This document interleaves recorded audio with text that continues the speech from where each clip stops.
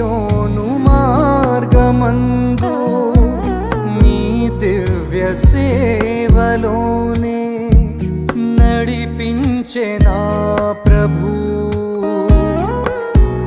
నీతోటి సాగు పయనాన నన్ను వీడలేదు క్షణమైనా. నీ స్వరము చాలు ఉదయాన నిన్ను వెంబడించు తరుణాన. శాశ్వత ప్రేమతో సత్యవాక్యంబుతో